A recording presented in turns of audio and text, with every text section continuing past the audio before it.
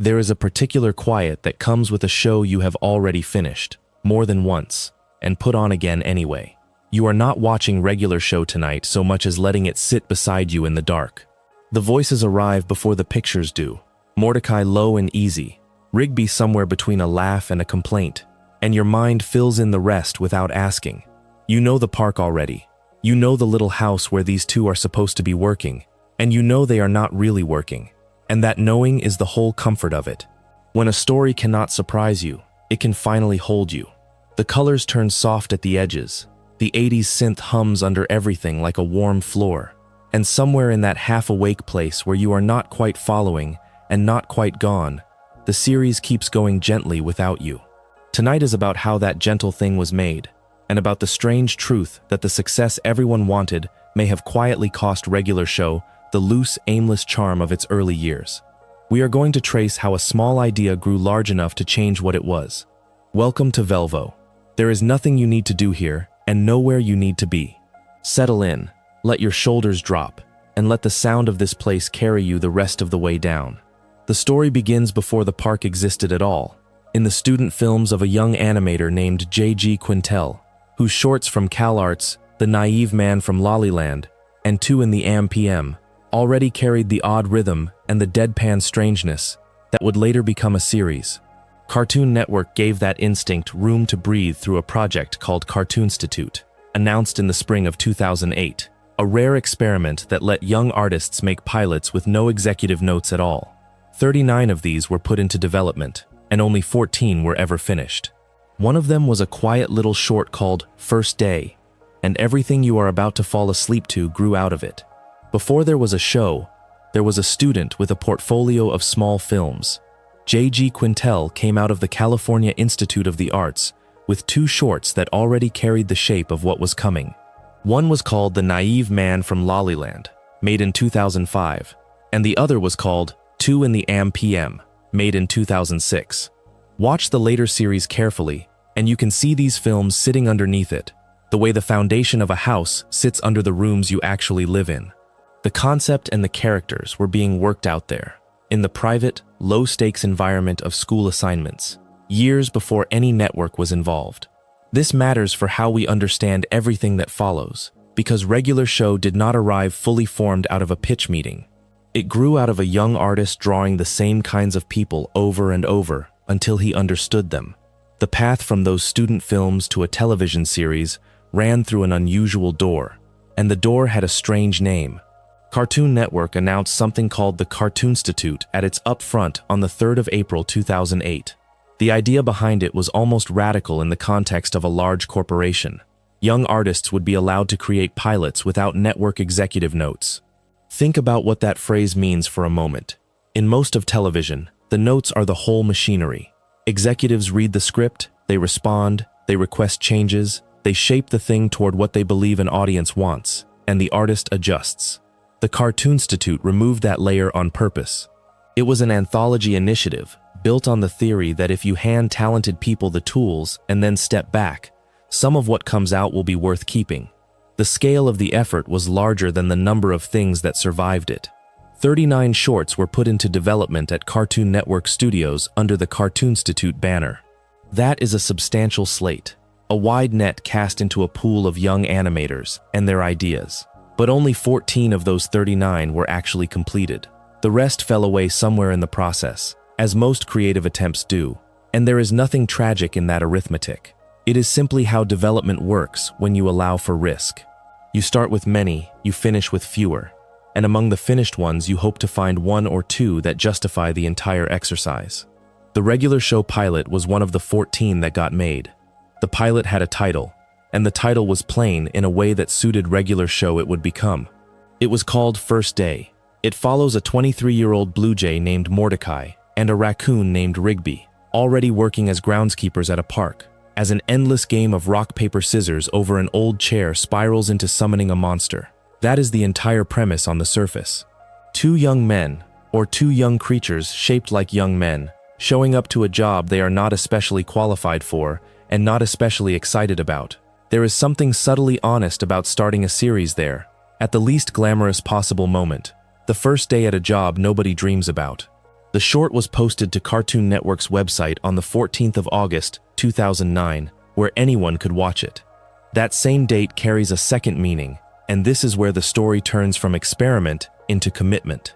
On the 14th of August, 2009, Cartoon Network greenlit regular show as a full series, though actual production on the first season would not begin until months later. The two events sit on the same day like a hinge. The pilot goes up on the website, and the machinery of a real series begins to move. Cartoon Network executives had approved the green light, and they did so after the Cartoonstitute anthology itself had been scrapped. That detail deserves attention. The very program that produced the pilot was being dismantled at the moment its offspring was being saved. The anthology as a whole did not survive, but two of the things it created did, pulled out of the wreckage because someone recognized they were worth more than the format that made them. In that same August, Cartoon Network announced that it had greenlit 12 quarter-hour episodes of Quintel's regular show for full series production. 12 episodes is a cautious, sensible order, the size of a first season that a network can commit to without betting the house. Quarter hour is the standard unit of the form, the 11 or so minutes of actual content that fits inside a 15-minute slot. So the shape of the thing was set. A dozen short episodes, built out from a pilot about two groundskeepers, greenlit in the wake of an anthology that no longer existed. Everything that regular show would eventually become was contained, in potential, in that modest order. It is worth sitting with how narrow the survival was. Of the 14 completed Cartoonstitute shorts, only 2 were picked up as full series. One was regular show, the other was Uncle Grandpa. 2 out of 14 completed pilots, and 14 out of 39 that were ever started. Run the whole funnel from the top, and you are looking at 2 series emerging from 39 attempts. Those are the real odds of this kind of creative gamble, and they are humbling. The program that would go on to define a stretch of Cartoon Network's history came out of a process where most of the ideas, most of the effort, and most of the artists' hopes did not make it to air. Quintel's park and its blue jay and its raccoon happened to be in the small remainder. The wait between greenlight and premiere was long, as it always is in animation, where the production takes far more time than the ordering. Regular show premiered on Cartoon Network on the 6th of September, 2010, more than a year after production began. The first episode was called The Power. It drew roughly 2.1 million viewers in the United States. That is a genuine audience for a new animated series on cable, a number that tells a network its bet was not misplaced. A show can be beloved by critics and ignored by viewers, or watched widely and forgotten quickly. But a strong premiere number is the first hard evidence that both things might be possible at once. 2.1 million people found the premiere and stayed for it. The early run held that momentum rather than losing it, which is the harder trick. Season 1 aired in the Monday 8:15 in the evening time slot, a specific and slightly odd placement, 15 minutes past the hour, tucked into the schedule where a quarter-hour show naturally fits. Across that first season, the episodes drew between 1.72 and 2.42 million viewers each. Look at the bottom and the top of that range together, and what you notice is stability. The floor did not collapse.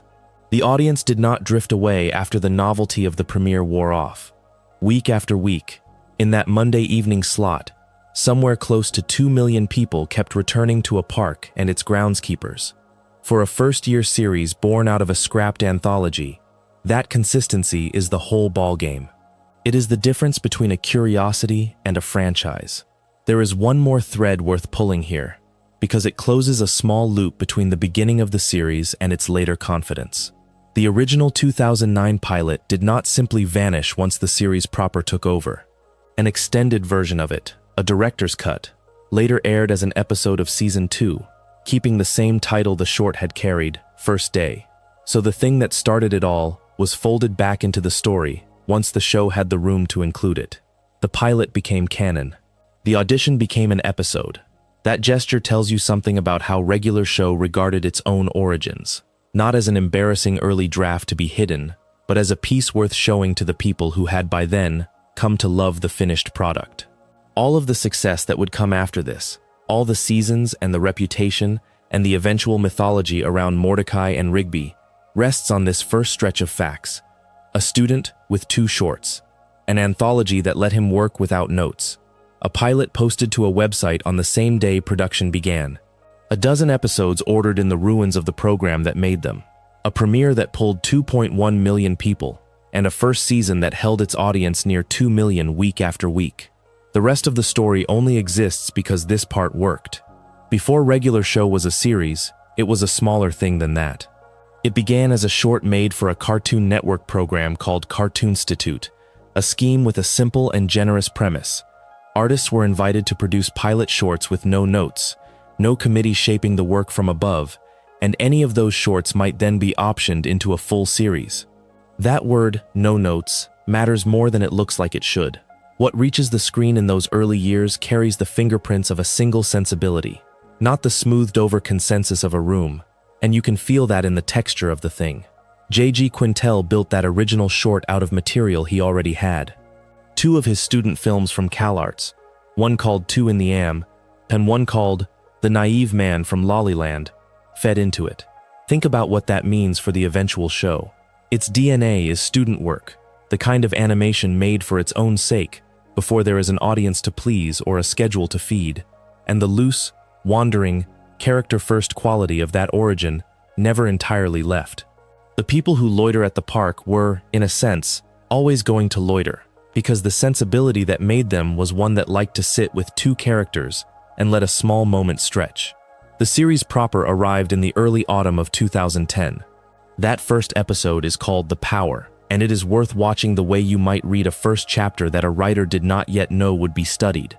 The whole grammar of the Golden Age is present in it, fully formed, almost as though the series understood its own method before it had a second episode to compare itself to. Everything the rest of this video will argue got abandoned begins here, in 11 minutes, in a story about a hole in a wall. Consider how it opens. Mordecai and Rigby are play wrestling with an action figure, the sort of idle, aimless horsing around that fills the dead hours of a job with nothing pressing to do. And they punch a hole in the wall. Rigby goes into a trash bin. That is the whole inciting event, and I want to hold on it for a moment, because the smallness is the point. There is no villain, no prophecy, no threat to the world.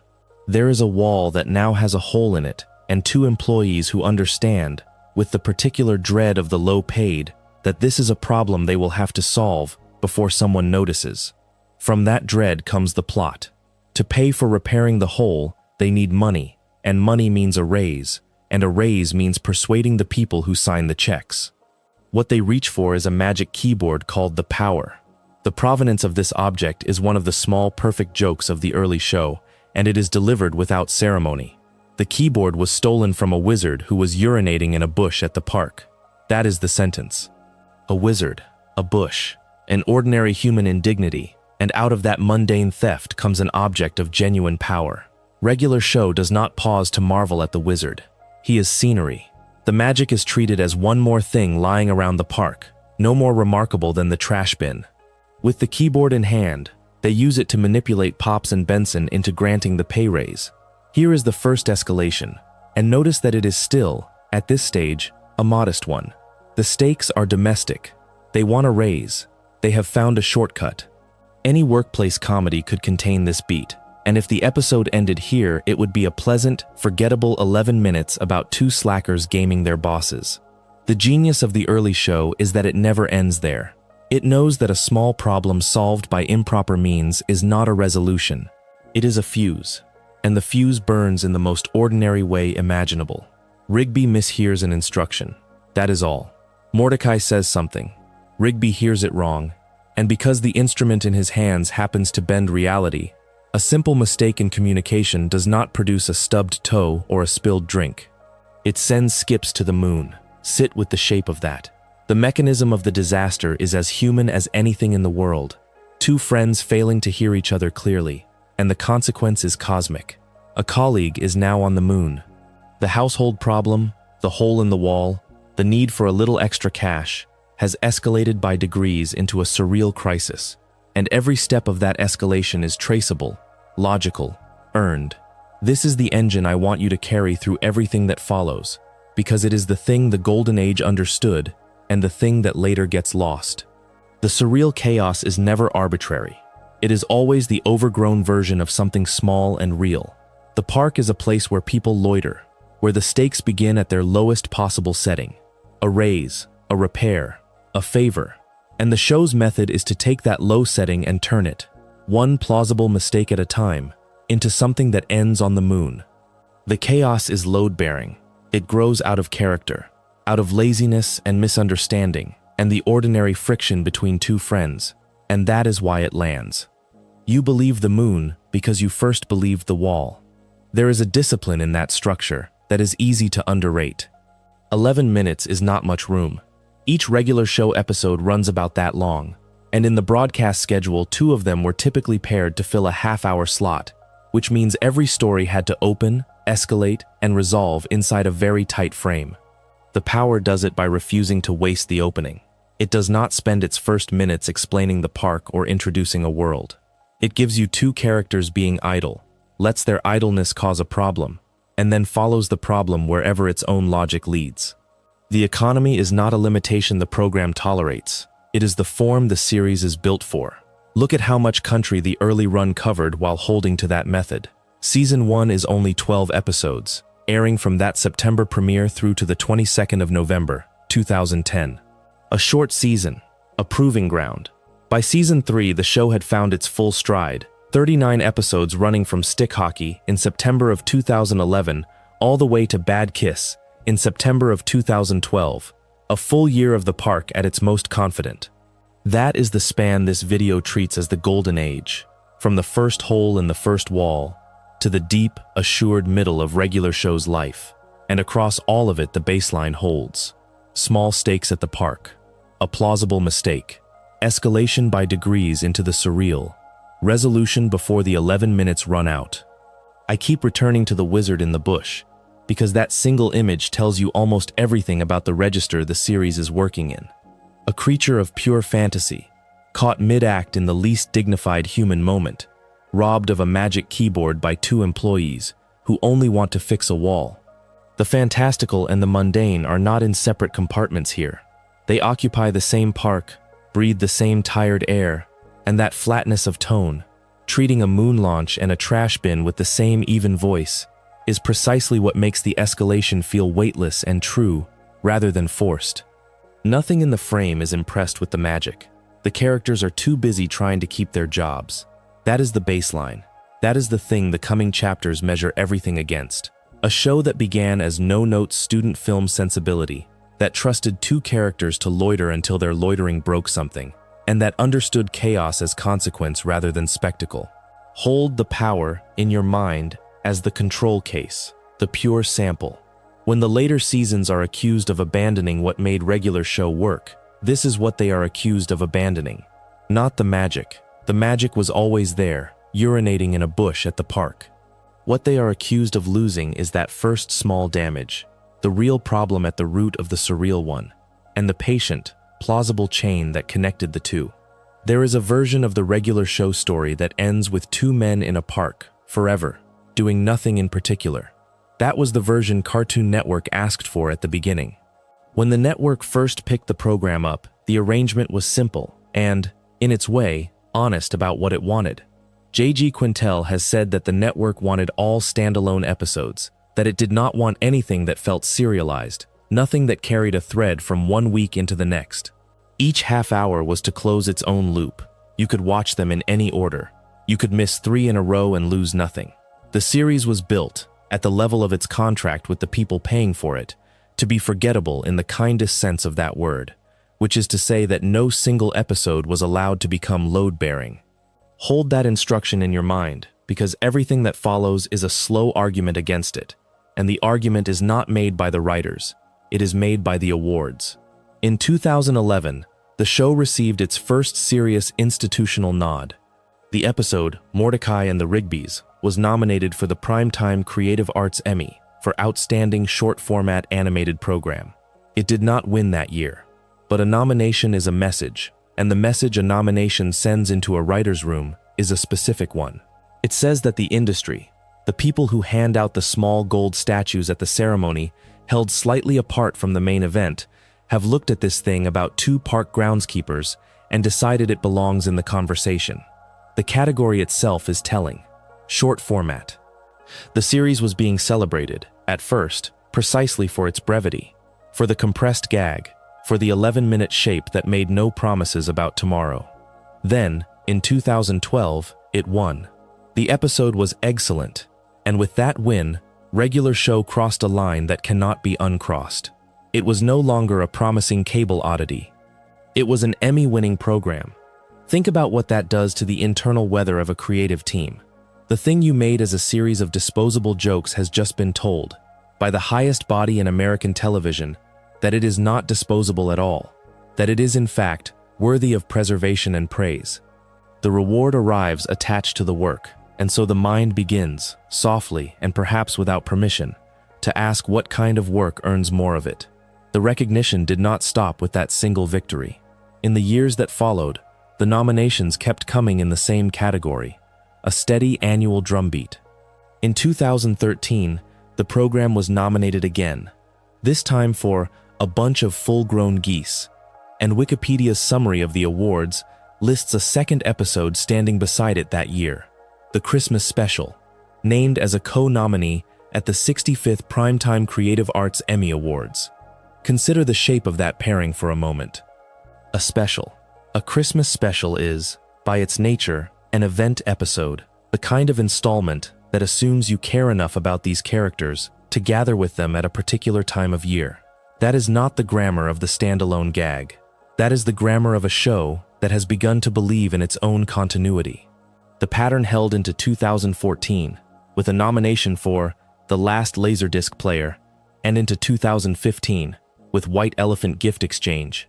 Year after year, the same category, the same acknowledgement, the same slow accumulation of the sense that this show was something the industry watched on purpose. The Emmys were not the only body paying attention. The Annie Awards, which are the animation field honoring itself, nominated regular show repeatedly across roughly 2011 through 2015. It is worth being precise about the outcome, because the outcome is part of the psychology. The series never won an Annie. IMDb records its Annie recognition as part of a wider career total of 7 wins and 21 nominations across all the award bodies that considered it, which means that for every trophy the show actually took home, there were 3 occasions on which it was named, praised, and then passed over. That ratio matters. A show that is nominated far more often than it wins is a show being told, again and again, that it is close, that it is in the room, that it belongs among the best, but has not yet done the thing that would make the recognition undeniable. The Annie nominations themselves tell you where the esteem was landing.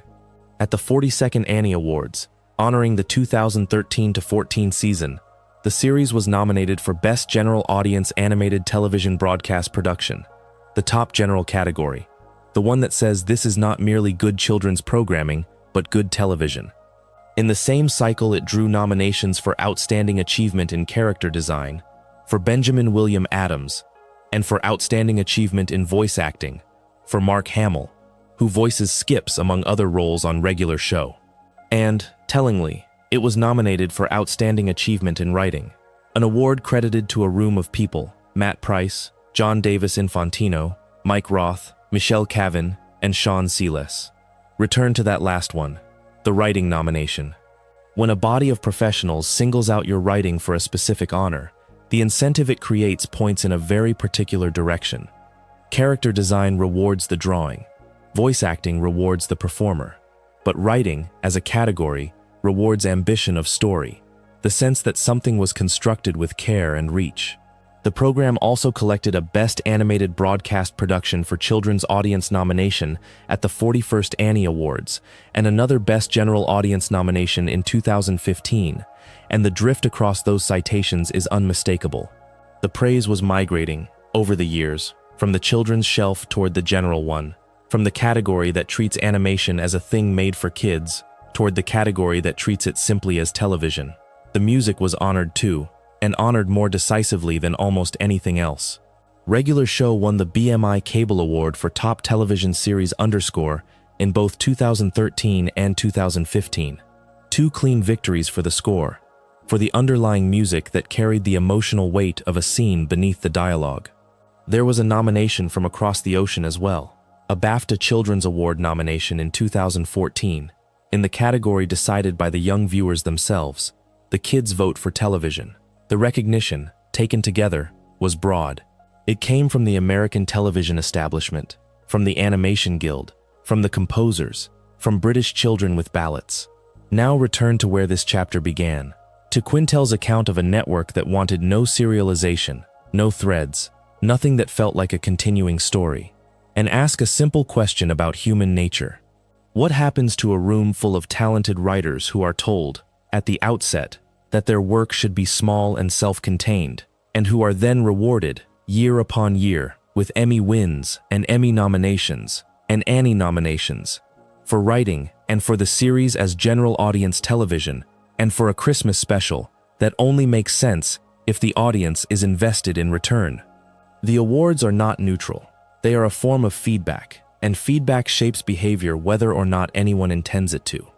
Every nomination for the writing, every year the show appeared in the grown-up category rather than the children's one, was a quiet confirmation that the more ambitious, more connected, more serialized instincts were the ones the industry valued. The network's original brief was a ceiling. The awards were a door in that ceiling. My reading, and I offer it plainly as a reading, is that a show does not need a mandate to change course when the applause keeps arriving for the moments that stray furthest from the mandate. The gags won the early short format prize. The character design, the voice work, the writing, the general audience nods, the special, all of it clustered around the parts of the series that were becoming more than a joke and a reset. Success, here, was not a reward for what regular show had been. It was an invitation, delivered in gold and in printed programs, to become something else. There is a particular kind of pressure that comes not from failure but from success, and it is the pressure that shaped the back half of regular show. The premise was modest by design. Two friends who do not want to work, a park that barely tolerates them, a supernatural event most weeks that resolves by the closing seconds. That shape is efficient. It is built to be run for a while and then wound down, the way most shows of its kind are wound down, before the audience notices the machinery repeating itself. What happened instead is that Cartoon Network kept the machine running, season after season, long past the point where anyone involved expected it to stop. Consider how early the pattern began. Regular show had premiered that September of 2010. Season 1 was still airing. Its own finale would not reach the screen until the 22nd of November that year, and Season 2 had not even started, with its premiere set for the 29th. And yet on the 16th of November, 4 days before Season 1 finished telling its first complete story, the network ordered a third season. Think about what that sequence actually means. A creative team was being asked to plan a third year of a show whose second year had not yet aired a single episode, whose first year had not yet finished. The confidence came in before the evidence did. That would set the rhythm for everything after. On the 26th of October, 2011, the network renewed the program for a fourth season, while Season 3 was still in the middle of its original broadcast run. A little more than a year later, on the 1st of November 2012, Season 5 was ordered. Again, while the season before it was still airing, still unfinished, still revealing itself to the audience week by week. The renewals kept arriving ahead of schedule, the network reaching for the next block of episodes before the current one had run its course. Season 6 came on the 29th of October 2013, and then, on the 25th of July 2014, the Season 7 renewal was announced on a stage at San Diego Comic-Con, delivered as an event, as something to be applauded. The details of those dates matter more than they might first appear, because they describe a specific working condition. A team that receives its renewal after a season concludes gets a natural pause. The story lands, the numbers come in, and only then does the decision to continue arrive, which gives the crew a clean boundary between one body of work and the next. That is not what happened here. The orders came mid-run, overlapping, so that the crew was building the next season while the previous one was still going out. There was no clean boundary to rest against. The premise had to keep expanding while it was still being broadcast, which is a harder thing than expanding it between seasons, because there is no moment where the shape of the whole becomes visible before you are asked to add to it. The creator, J.G. Quintel, described the network's usual habits plainly in an interview. He said, in effect, that a show in that ecosystem could expect a couple of seasons, maybe 4, and that this would be considered a pretty good run, after which the network would wind it down. That is the ceiling he understood himself to be working under. 4 seasons and a graceful ending. It is the number that a premise like this one is engineered for. And regular show did not stop at 4. It did not stop at 5 or 6 either. It ran 8 seasons and 244 episodes before it ended on the 16th of January 2017, which is double the ceiling Quintel named, and more than double what he privately expected, because there was a smaller number in his head, and it is worth pausing on. In a separate interview, he said he originally expected the series to run only 2 or 3 seasons before he would get a break. 2 or 3. That is the honest planning horizon of someone who had watched how these things usually go. You make a good version of a small idea, you carry it as far as it wants to travel, and then you step away and rest. The whole architecture of the premise, the repeating weekly event, the 2 friends who do not change very fast, the park that stays the same, is the architecture of something meant to be finite. It was not designed to carry the weight of 8 years, and so the ratings stayed strong, and the strong ratings became their own kind of instruction. Every early renewal was a signal that the audience was not tired yet, or at least not tired enough to show up in the numbers, and every signal put the same question back to the crew. How do you keep a premise built for a short shelf life feeling alive across a run 3 or 4 times longer than that shelf life was meant to be? There is no easy answer. You expand outward, into new places and new situations, because the small central engine cannot simply keep firing the same way forever without the audience learning its every move. The pressure was not that the show was failing. The pressure was that it was working, and working meant continuing, and continuing meant finding more show inside an idea that had been sized for less. It would be easy to frame this as a burden, and in part it was, but Quintel himself did not frame it that way when he spoke about the length of the run. In the same interview where he described the usual 4-season ceiling, he said it was really cool that they actually let the series go this far, and that they were still going.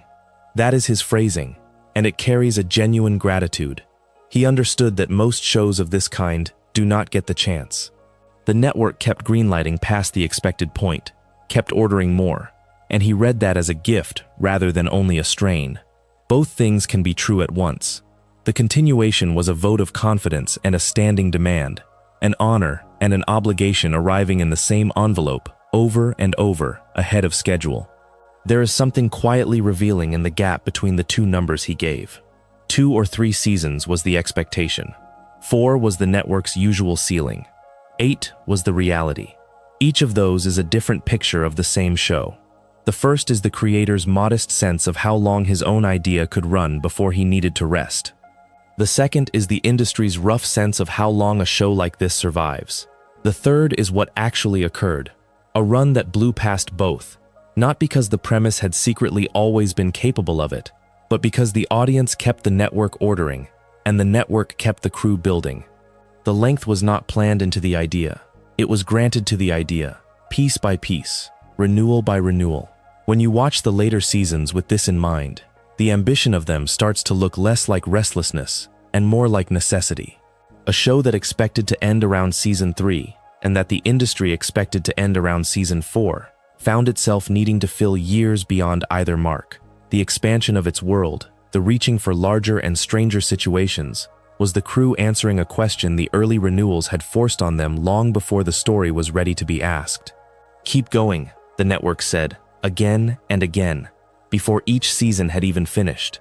And going, for a premise this compact, meant growing it past the size it was ever built to be.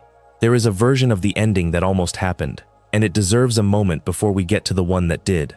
On the 7th of July, 2015, Cartoon Network renewed regular show for an 8th season, and both the people making regular show and the people reporting on it came to understand that season as the last. What makes that framing strange is the timing. The decision to end had, by J.G. Quintel's own account, already been made. It was made in the middle of season 7's production, when the crew learned that their next order of episodes would be smaller than the ones that came before. A smaller pickup is a quiet signal. It does not arrive with an announcement or a farewell. It arrives as a number, lower than the last number, and the people who have spent years reading the moods of a network know how to translate it. They treated Season 8 as the end because the shape of the order told them it was ending.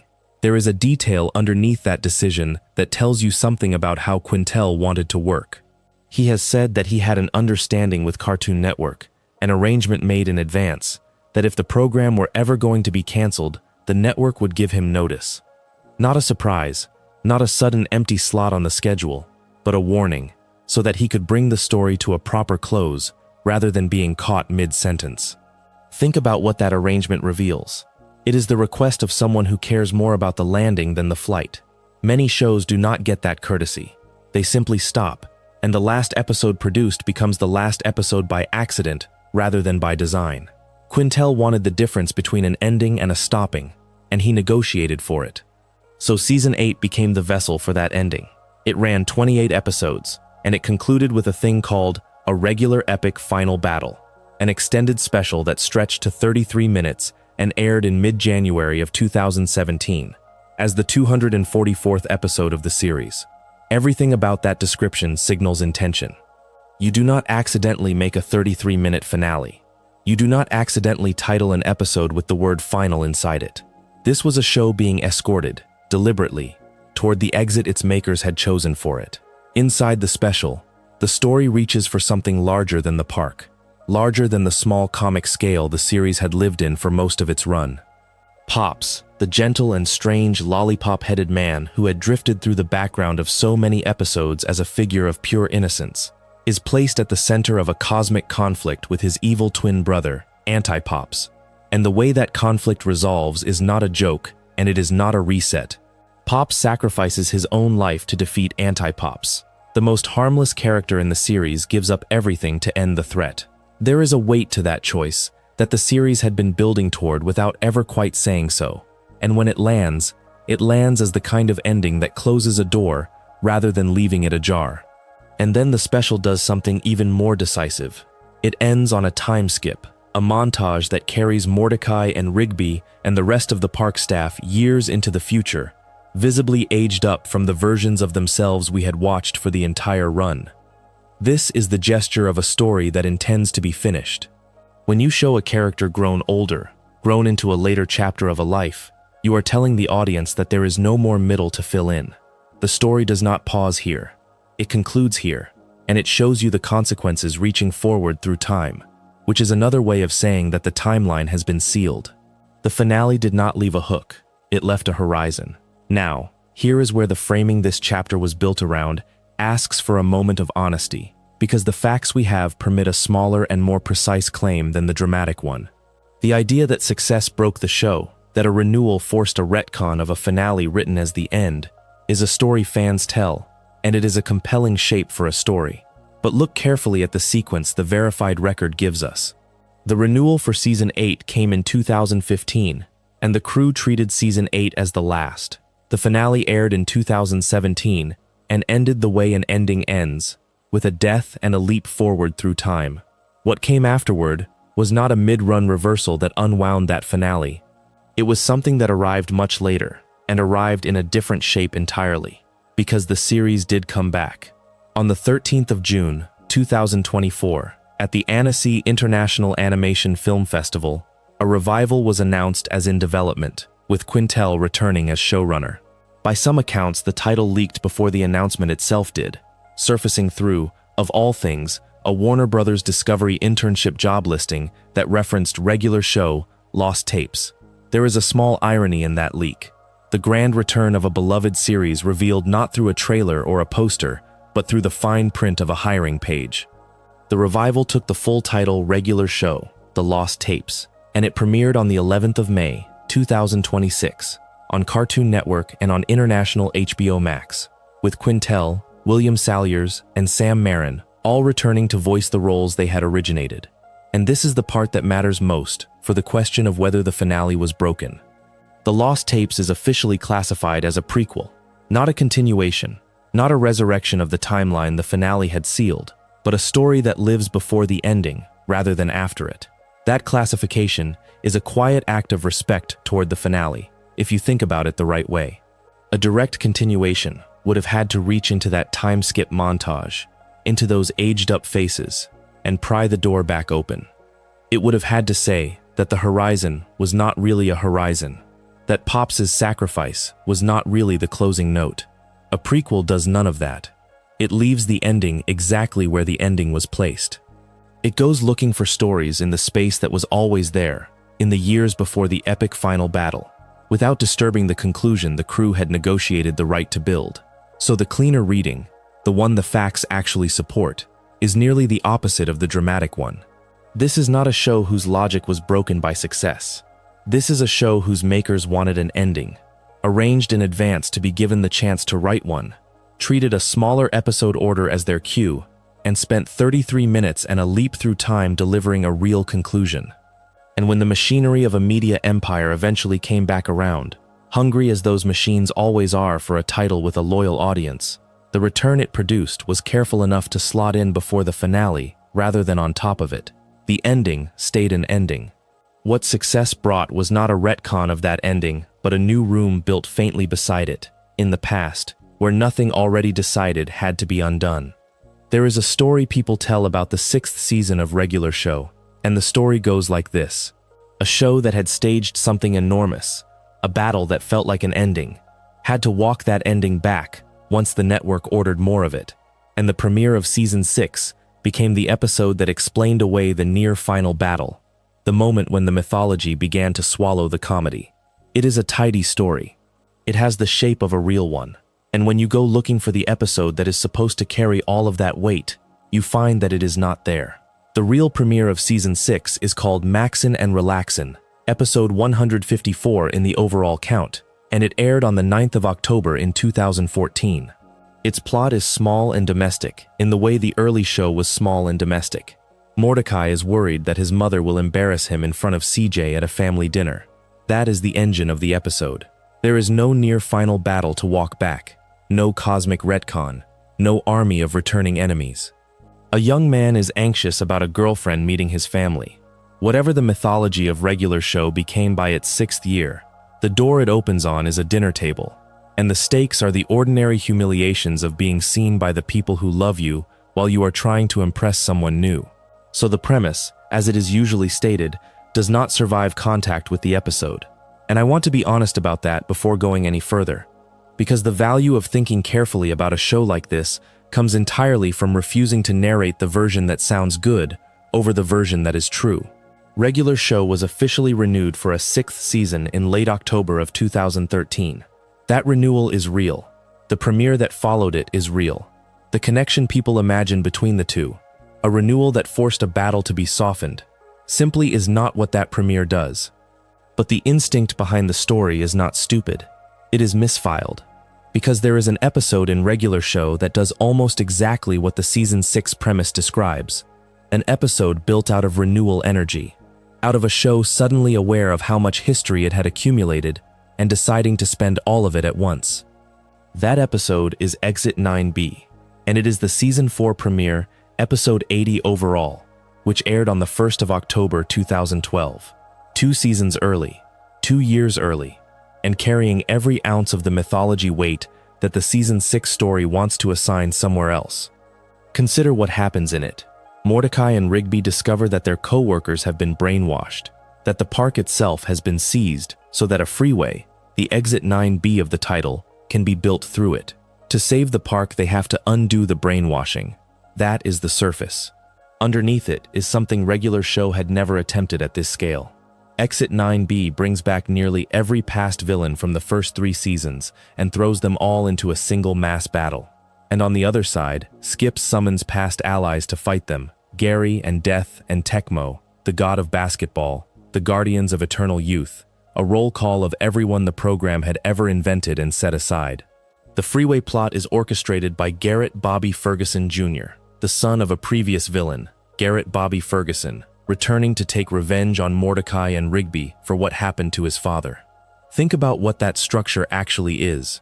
It is a story whose emotional logic is not drama, but arithmetic.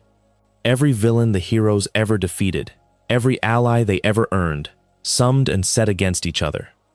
The son who comes back for revenge is not a character so much as a mechanism, a way of saying that nothing the series did in its first 3 years was ever really finished, that the past is a debt, and this episode is the collection notice. The critics who watched it at the time understood this, and their words repay a close reading. The AV Club framed Exit 9B explicitly as an exploration of, in their phrase, the long-term fallout of the duo's misadventures. They described the climax as the biggest, craziest fight of our heroes' lives, and as perhaps the longest sustained burst of action in its run. That is the language of scale, of accumulation, of a show cashing in. And the same review made a sharper observation, one that matters more than the praise. It called Exit 9B a celebratory episode, a reward for longtime fans and an affirmation that regular show's characters have been worth getting to know. Not a story that explores serious consequences through dialogue. A celebration, spectacle and callback standing in for the place where drama would go. That distinction is the whole thing, because the phrase people reach for when they talk about the later seasons of regular show is mythology overload. The sense that the show stopped being about two friends avoiding work and became about lore, about returning figures and escalating cosmic stakes. And if you are trying to find the first place that turns, the first episode that treats its own accumulated history as the main event rather than the background, Exit 9B is a stronger candidate than anything in Season 6. The AV Club is telling you, in careful words, that the pleasure of this episode is the pleasure of recognition. You are not moved, you are rewarded. You clap because you remember. The same review noticed the cost of that mode, silently. It found the episode's first half slightly undercooked, with missed comedic opportunities around the transformations of the brainwashed friends, before the back half battle largely overcame the unevenness. Read that as a diagnosis rather than a complaint. When the payoff of an episode is the battle, when the reason to watch is the spectacle of everyone returning at once, the ordinary business of comedy in the first half becomes something to get through. The jokes thin out because the jokes are no longer the point. That is what mythology overload feels like from the inside. Not a single catastrophic choice, but a slow reweighting, comedy giving ground to event. Not every critic weighed it that way, and it would be unfair to pretend the episode was received as a warning. Bubble Blabber rated it 9 out of 10 and praised it warmly, singling out the way it brought back, in their words, all the people Mordecai and Rigby have screwed over the years, while still working as a great introductory episode for new fans. And that last clause is striking, because it points at the strange double life of an episode like this. It is maximum continuity, a story that only fully lands if you have watched 3 seasons, and yet a viewer arriving cold could still follow it, because the emotional grammar is simple. Old enemies, old friends, one big fight. You do not need the history to enjoy the shape of the history being spent. So here is where the honest version of this chapter leaves us. The Season 6 premiere is a dinner to an anxious son and his mother and a girlfriend. No battle to explain and nothing to retcon. The episode that actually does what the Season 6 story describes, the renewal fallout, the near final battle, the great gathering of everything the series had ever been, arrived 2 seasons earlier as Exit 9B, and the people who reviewed it at the time were already noticing that its power came from spectacle and recognition rather than from consequence explored in words. The mythology did overload regular show, eventually, but it did not begin where the tidy story says it did. It began earlier, and it began as celebration. As a reward, the program handed its most loyal viewers, a way of saying that all of it counted. And that is the quieter, stranger truth underneath the whole thing. The moment a show decides that its past is worth honoring at full scale is often the same moment it starts to lean on that past instead of the small human situations that built it. Exit 9B is a genuinely beloved episode, praised by the critics who saw it, generous to its fans.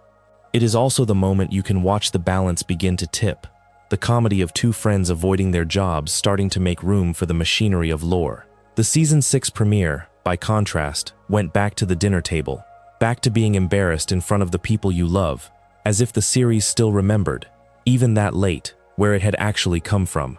By the time the show reached its middle years, its numbers had earned it something rare. Cartoon Network had watched a modest cartoon about 2 friends who do not want to work become one of the more reliable things on its schedule. And reliability, in television, is a kind of currency. So in February of 2015, during the network's upfront presentation for the 2015 to 2016 season, the announcement came. There would be a movie. Regular show, the small strange thing that had started as a student film, would be given the scale of a feature. But the story of how that movie came to be says more about the ceiling of the show's success than the announcement itself does. The network did not first offer a movie. What Cartoon Network put in front of J.G. Quintel was a 40-minute television special, a slightly longer episode dressed up for an occasion. Quintel turned it down. He asked instead to make a full movie using that same runtime, and the network agreed.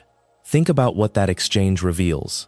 The same number of minutes could become either a special or a film, depending only on how it was framed and where it was placed. The ambition did not come down from above. It came from the creator, who looked at the offer and asked for the container to be called something larger. And the network did give it something truly notable. Regular Show, the movie, became only the second Cartoon Network series ever to receive a theatrically released film, and the first since the Powerpuff Girls movie, back in 2002. 13 years had passed between the two. For a channel that produced an enormous quantity of animation, the theatrical door had opened exactly twice, and Regular Show was walking through the second time. On paper, that is a distinction most shows never come close to. Look closer at what theatrical actually meant here, though, and the distinction begins to narrow. The film's theatrical run was limited to a single week at the Downtown Independent Theater in Los Angeles, from the 14th to the 20th of August in 2015. One theater, 1 week. Not a wide release rolling out across the country. Not a Friday night event in every mall in America, but a 1-week engagement in a single independent venue in the city where the series was made. There were a few additional showings scattered around, limited screenings at select Alamo Drafthouse cinema locations in the United States, single showtimes at the SVA Theater in New York, and at a Montreal cinema in October. These were real theatrical showings. They were also, unmistakably, small. So the word theatrical is doing a great deal of quiet work. It is technically true, and it grants the film its place in the network's history beside the Powerpuff Girls movie. But the shape of the release tells you what the studio actually believed the audience to be. A show can be popular enough to justify a movie, and still not be popular enough to justify putting that movie on thousands of screens. Those are different thresholds, and Regular Show cleared the first without clearing the second. The theatrical run functioned almost as a gesture, a way to let the film qualify as a film, before the movie went to the places where its audience actually was. And those places arrived quickly. After the brief theatrical showings, the movie was released digitally on the 1st of September in 2015. It came out on DVD on the 13th of October, and then, in late November, it finally premiered, where nearly everyone who watched it would watch it, on Cartoon Network itself, as a television movie. Trace that sequence, and the honest identity of the project comes into view. A 1-week theatrical qualifier, then digital, then a disc, then the small screen it had really been made for all along. It was announced with the language of cinema, and it landed as a special event on the same channel that aired the series every week. The television premiere gives us the one clear measure of how many people met the film. On that night in late November, the broadcast drew 2.17 million viewers, with a 0.5 Nielsen rating among adults 18 to 49. Those are respectable numbers for a cable animation premiere. They are also, tellingly, television numbers. This was never a box office story. The movie's success, whatever its size, was going to be counted the way Regular Show itself had always been counted, in households tuned to Cartoon Network on a given evening. The ceiling that shaped the release also shaped the reckoning. None of this diminishes what the film was as a piece of work, and the credits carry real weight. Quintel directed it himself, and the movie marked his directorial debut, the first time the person who had imagined this entire world stepped fully into the director's chair for it. Ryan Slater produced. The music came from Mark Mothersbaugh, John Enroth, and Albert Fox, with Mothersbaugh's involvement in particular connecting the project to a long lineage of a certain kind of animated scoring. These are the marks of a production taken seriously by the people making it, whatever the size of the theater it opened in. The limits were on the release, not on the care. Where the limits pressed hardest was somewhere the audience never saw, and it is the part of this story that matters most for the series itself. Production on the movie did not happen in a tidy window after the program wrapped for a season. It began during the writing of regular show's 5th season and continued all the way through to the start of season 8's writing. That is a span of roughly 3 years. For 3 years, while the series continued to produce its regular run of episodes, a portion of the same creative energy was pulled toward the film. Consider what that means practically. A show does not have an infinite supply of writers and animators. The people who break the stories, who draw the characters, who solve the small problems that make an episode work, are a finite group. And for 3 years, that group was carrying 2 things at once. The movie was not made by a separate outside crew brought in for the occasion. It was made, in large part, by diverting the very people who made the series, across a stretch of time that covered several seasons of ongoing production. Every hour spent on the film was, in some quiet sense, an hour not spent on the series. This is the cost that does not appear in any ratings figure or box office tally, because it is not that kind of cost. When a listener thinks about a show declining in its later years, the instinct is to look for a single bad decision or a departed character. But some of the pressure on those later seasons was structural and invisible. A significant piece of the studio's attention had been committed elsewhere, to a project spanning from season 5 to season 8, and the series had to keep running underneath that commitment. The movie was a reward for the show's success, and it was also, at the same time, a drain on the thing that had earned the reward. There is a gentle irony in all of it. The rating success bought the show a movie, which is the sort of thing that success is supposed to buy. But the movie it bought was a television movie, wearing a 1-week theatrical coat, and the making of it borrowed 3 years of regular show's own hands. The success was real. It was also carefully bounded, offered as a special and remade into a film only because the creator asked, released into a single Los Angeles theater before it went home to the channel it came from. Both things stayed true at once, the achievement and its edges, and the series carried the weight of both the whole way through. There is a moment in the life of a successful show when the people who fund it stop asking what the series is and start asking how much of it there can be. Regular Show reached that moment somewhere near the end of its 5th season, when Cartoon Network came to J.G. Quintel with a request that sounds, on its surface, like generosity. They wanted a special, 40 minutes, something longer than an episode, something to mark the fact that this small, strange, deadpan cartoon about 2 park groundskeepers dodging their shifts had become a thing worth celebrating. And Quintel, by his own account, looked at that number and found it odd. 40 felt like a weird number, he says, so he asked them if they could just attempt to make a movie in the same amount of time, and they let him. That single exchange is the whole chapter in miniature. The network offered scale as a reward, and the creator, given the choice, reached for more of it. Think about what it means that the pitch was a duration before it was an idea. Not a story that needed telling, not a question the series had left unanswered, but a length. 40 minutes, then a movie, then whatever a movie turned out to be. The ambition arrived first as size. Quintel described the goal in exactly those terms afterward, saying they wanted to make sure it was epic enough to warrant the time for people to sit down for that long. Read that carefully. The justification for the film's scale is the film's runtime.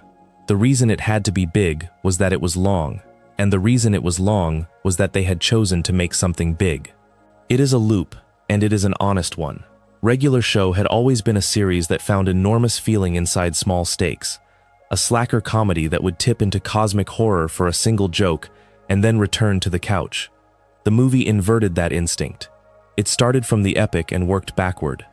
The making of it tells you how uncharted this was for the team. They did not script it at the beginning. They boarded it, drew the whole thing as storyboards first, built the movie as a sequence of images before it was a sequence of written scenes, and only after a complete pass did they discover what they had. What they had was too much. By most accounts, the first cut ran to something like 2 hours and needed to be cut down. Hold that number for a moment, because it is the tell. A television team accustomed to 11-minute episodes, handed the freedom of a feature, produced something twice the length of the film they eventually released, and then had to carve it back. That is not the shape of a story that demanded to be told at a particular size. That is the shape of appetite meeting opportunity. of a crew discovering that when the ceiling is removed, they will fill the room, and then having to decide, after the fact, what the movie was actually about. And all of this took time. Quintel confirmed the whole thing occupied roughly 3 years, from the pitch near the end of Season 5 to the release around Season 8. 3 years is not a special. 3 years is a significant fraction of the series' entire run poured into a single object. Consider what a show gives up when 3 of its years are bent toward one film. The staff, the storyboarding energy, the sheer attention that might have gone into the weekly texture of the series instead went into the movie. This is the exchange this chapter is really about. Scale is never free. The 40-minute special that Cartoon Network first imagined would have cost regular show a little. The movie that Quintel talked them into cost it years. Nobody in this story did anything cynical. They were proud, they were ambitious, they wanted to make something worthy of the audience. But the resources of a series are finite, and every hour spent making the program bigger is an hour not spent making the next stretch of it better. The story they landed on, once the 2 hours were trimmed, reached backward into the friendship that had always been the show's real subject. The plot turns on a lie from Mordecai and Rigby's teenage past. Rigby, terrified of being separated from Mordecai, faked a college acceptance letter so the two of them would not be split apart. It is a small, human, almost unbearably sad piece of characterization. Exactly the kind of thing the series did well. A lie told out of love and fear of being left behind. But the movie cannot let it stay small. The lie spirals into a time travel event, a time NATO, and that phenomenon is seized by a future villain, Lord Ross, sometimes Mr. Ross, who weaponizes it in an attempt to destroy the universe. Watch the escalation happen in a single sentence. A forged letter between 2 teenagers becomes a threat to all of existence. That is the movie's entire logic laid bare.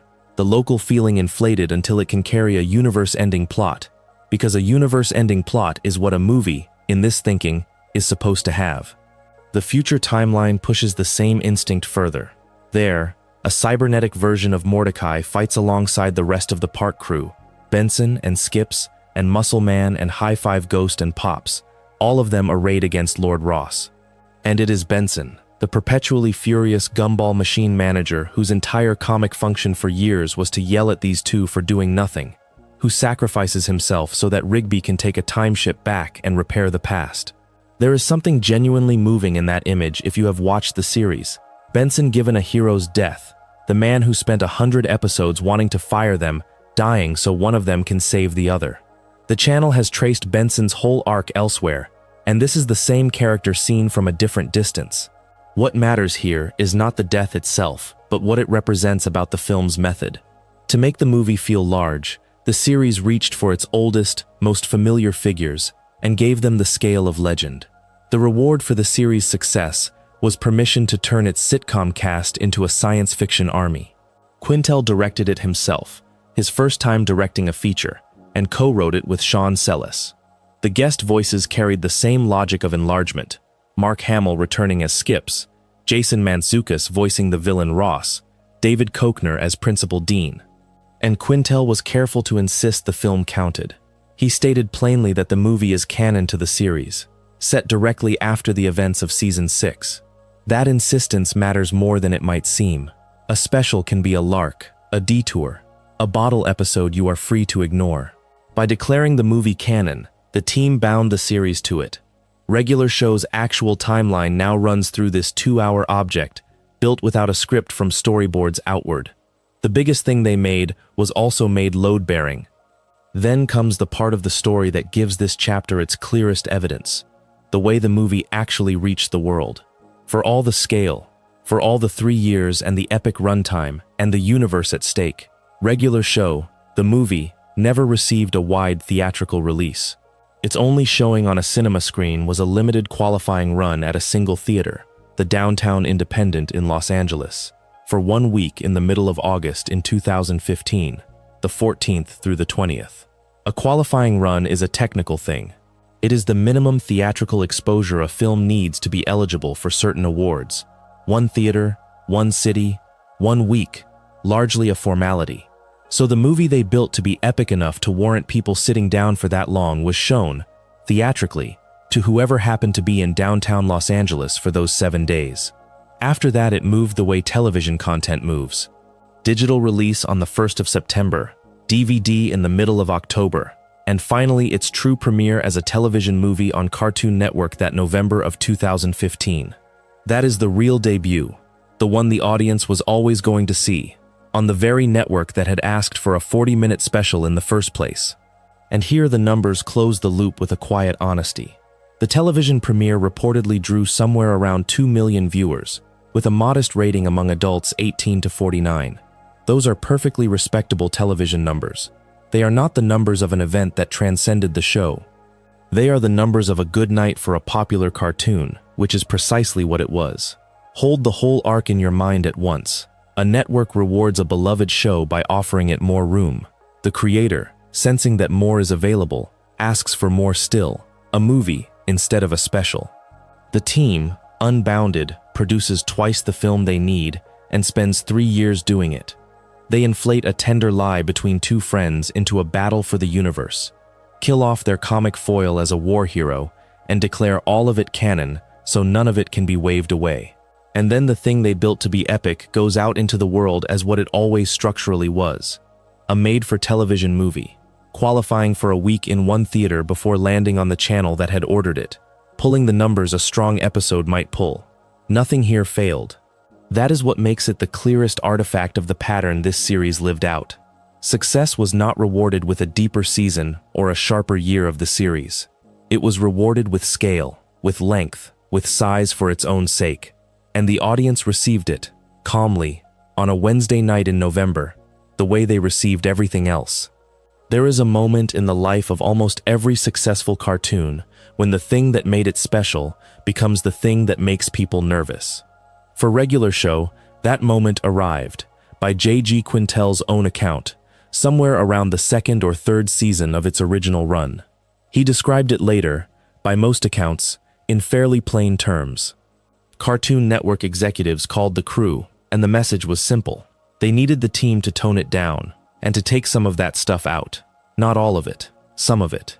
The distinction matters, and we will come back to it, because the vagueness of that instruction is part of what makes it so revealing. To understand why the call landed the way it did, you have to understand what came before it. In the earlier seasons, Quintel has said, the network gave Regular Show room. It was allowed to push right up to the edge of its rating, to lean against the boundary of what a TV PG cartoon could contain and hold itself there. That latitude was not an accident. It was the show's identity. The humor lived in the gap between how a children's network was supposed to sound and how two adult slackers actually talk to each other. The early seasons treated that gap as a playground, and for a while, nobody stopped them. Then somebody did. What is interesting is Quintel's own theory about where the pressure came from, because he did not believe it originated with the executives themselves. His reasoning is worth following. If the people fielding the feedback had only ever heard good things, if the phones were ringing with praise, they would have said the obvious thing, which is keep doing exactly what you are doing. Success does not usually ask you to change, so the fact that the note came at all told him something. It told him that somewhere, off-screen, parents were complaining. The executives were not the source of the discomfort. They were the messengers for it. Consider the position that puts a creator in. The audience that loved the program and the audience that objected to it were, in a sense, the same broadening crowd, and the series was now large enough to attract both, and it was broadening in every direction at once. In April of 2012, right around the period Quintel is describing, Jazzwares obtained the master toy license for Regular Show. Action figures followed, and they turned up in a telling spread of places. You could find them at Toys R Us, which is a children's store in the most literal sense. You could also find them at Hot Topic and at Spencer's, which are not.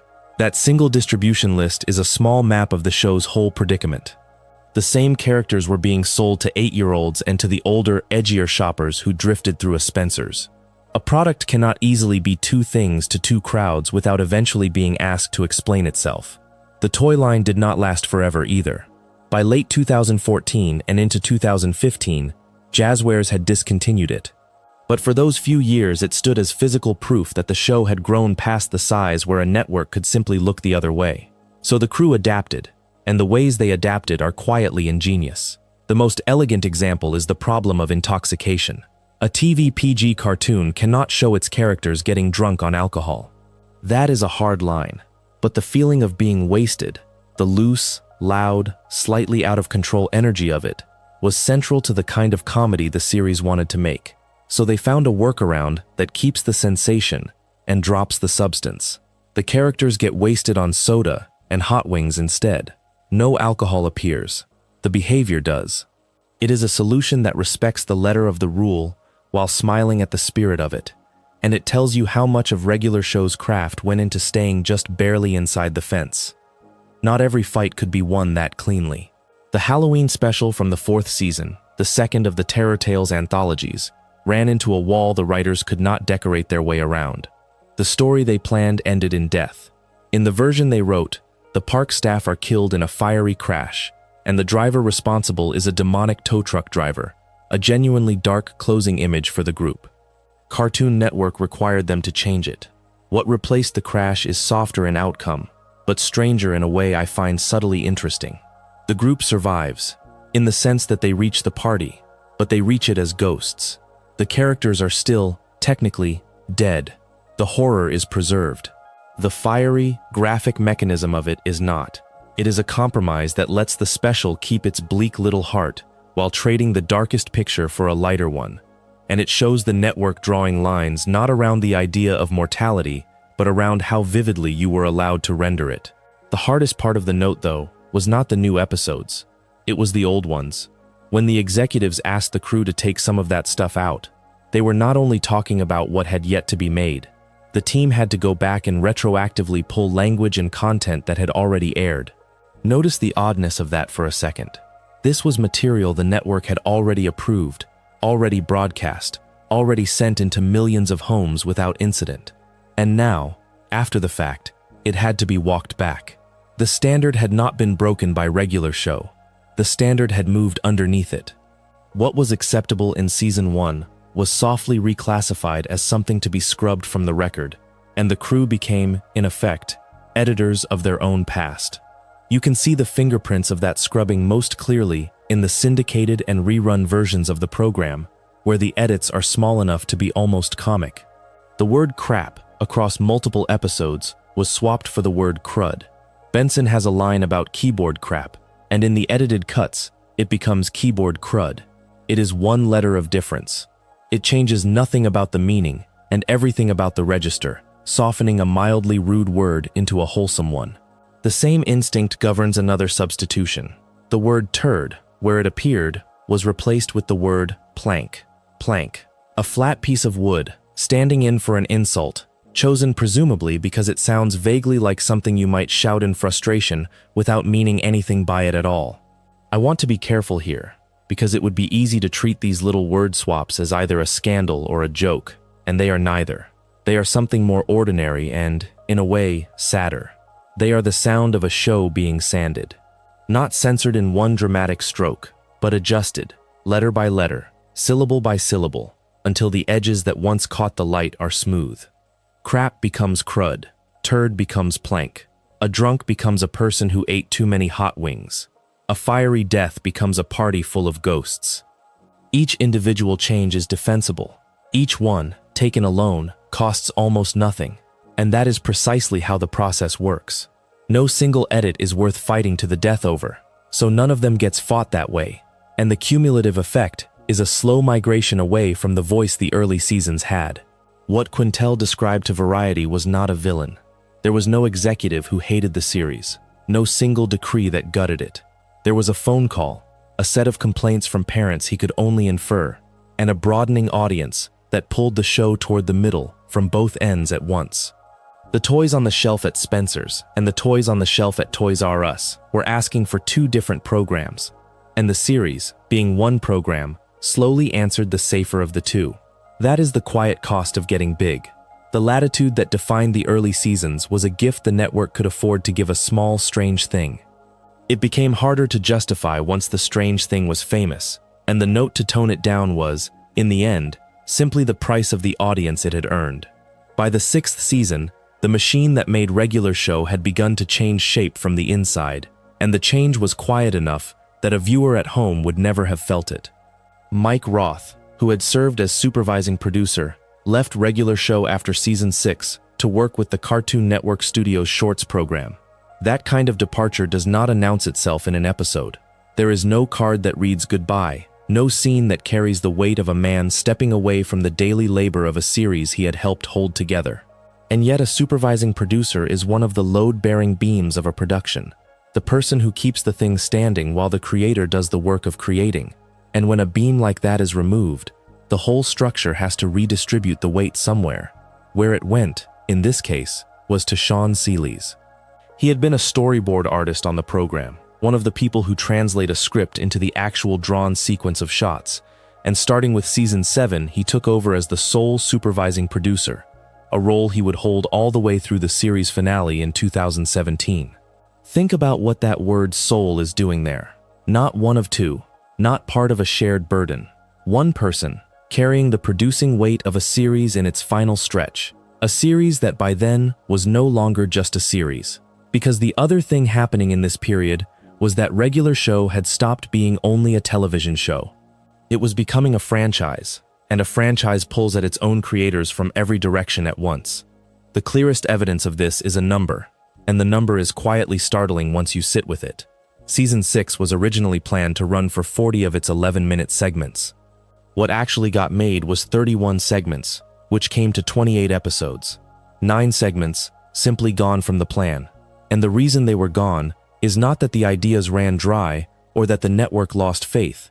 The reason is that the staff and the resources were pulled off the television show to make regular show, the movie, at the same time. The film did not sit beside the series politely waiting its turn. It reached into the same pool of people and hours and took what it needed. And what it took was almost a quarter of a season. That is the shape of success, spreading a creative core thin, made visible in the production schedule itself. You do not usually get to see it this cleanly. Most of the time, the strain of a growing enterprise hides behind finished episodes that look as polished as ever. Here it left a mark you can count. The movie itself, released in 2015, was directed by J.G. Quintel and co-written with Sean Sellis. Quintel confirmed that it is canon, set directly after the events of Season 6, which means it is not a side story or an alternate imagining, but a genuine continuation of the same narrative the series was telling. And it is worth pausing on how much of that film ran through Sellis specifically. He co-wrote the screenplay. He storyboarded the majority of it. This is the same man who had already been composing and singing most of regular show's songs, work that had faintly expanded his footprint on the series far past the storyboard desk where he started. Consider the arc of that. A storyboard artist becomes the voice behind the music, becomes the co-writer of the feature film, becomes the person who boards most of that film, and then becomes the sole supervising producer of the television show for its remaining years. One person absorbing role after role. You can read that two ways, and the honest thing is to hold both. On one hand, it is a story of a really gifted collaborator rising to meet the moment, taking on more because he could, because Quintel trusted him, because the work was there and he was equal to it. On the other hand, it is exactly what a thinning core looks like from the inside. When a franchise grows and the original crew begins to scatter, the responsibilities do not evaporate. They land on whoever is still standing, and they land heavily. Sellis was, in a real sense, both the beneficiary and the absorber of regular show's success. The same growth that let him do so much is the growth that required someone to do so much. And the scattering was real, because Season 7 was not only the beginning of Sellis as sole producer, it was also a season of departures, one after another, from the people who had been drawing and writing the series for years. John Infantino had been the supervising director since Season 2, which is nearly the entire run of the show, the person overseeing how the episodes were directed for year upon year. In Season 7, he wrote his final episode, the Dome Experiment Special, and then he left. That same episode, the Dome Experiment Special, was also the last writing credit on regular show for Toby Jones, a writer and storyboard artist who left in Season 7 to become a supervising director on another series. 2 long-serving members of the crew, sharing a single episode as their farewell, and then both gone. They were not the only ones. Calvin Wong, another writer and storyboard artist, departed the writer's room in Season 7 after an episode called Win That Prize, leaving to become a supervising director somewhere else. Notice the pattern in these exits. Jones left to be a supervising director on another series. Wong left to be a supervising director elsewhere. These were not people burning out or being pushed away. These were people whose experience on regular show had made them ready to lead, and the industry around them had grown enough to offer them the chance. Success does not only spread the core thin from the outside, through movies and merchandise and new projects. It spreads it thin from within, by making the people at the center valuable enough that other doors open for them. Michaela Cavan left during season 7 as well, a writer moving on to write for other animated shows, among them Pickle and Peanut, and Future Worm, and Amphibia. Say those titles slowly, and you get a small map of where the talent of a single writer's room disperses, to when it disperses. Not into nothing, into the wider animation world, into other people's shows, carrying whatever they learned in the room where regular show was written out to the rooms where the next things would be written. And through all of this, one figure stayed fixed. J.G. Quintel remained credited as the show's creator, its showrunner, and an executive producer for the entire original run from 2010 to 2017. He never stepped off the marquee. He continued voicing Mordecai and High Five Ghost the whole way through, which means that even as the day-to-day machinery changed hands around him, his actual voice was still inside the episodes, still speaking the lines of the character who had always been closest to him. But hold the credit and the reality side by side, because they are not quite the same thing, and the gap between them is the real subject here. Being credited as showrunner for the entire run is a fact. It is also, on its own, an incomplete picture, because a franchise growing around a person changes what that title means in practice from year to year.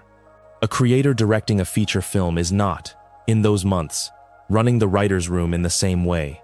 A creator whose show has spawned a movie and merchandise and pulled him toward other work is a creator whose attention is being divided by his own achievement. The credit says he was there from beginning to end, and he was. What the surrounding facts suggest is that the there of the early years and the there of the later years were different places, and that the difference was filled in by other people.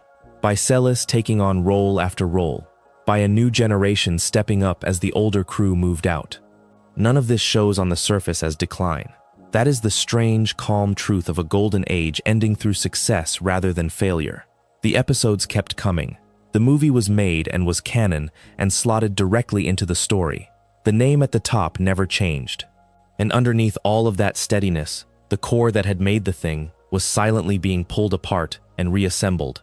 One departure and one promotion at a time, until the series that finished in 2017 was run, in practice if not in name, by a smaller and differently arranged set of hands than the series that had begun. By the time the 7th season reached its close, regular show had already lived several lives. It had begun as a small comedy about two slackers ducking their duties at a park, and it had grown into something the network wanted more and more of, and then, quietly, into something the network wanted a little less of. That last shift matters here more than any plot point, because it shaped everything the program did in its final stretch.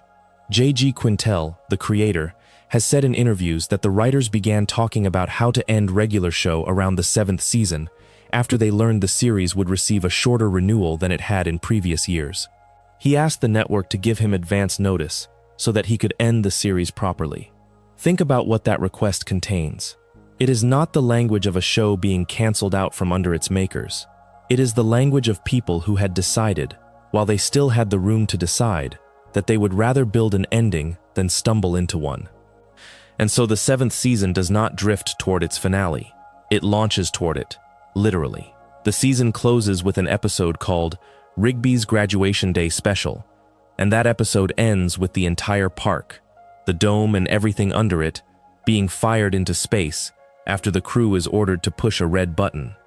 That is the whole hinge of the final era of the show, compressed into a single image. A red button, an order to push it, and a place that had always been earthbound suddenly cut loose from the ground.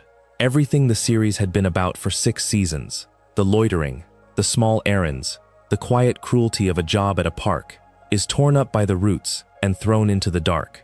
The park loitering formula does not evolve here. It is ejected. The 8th season picks that thread up almost exactly where it was dropped.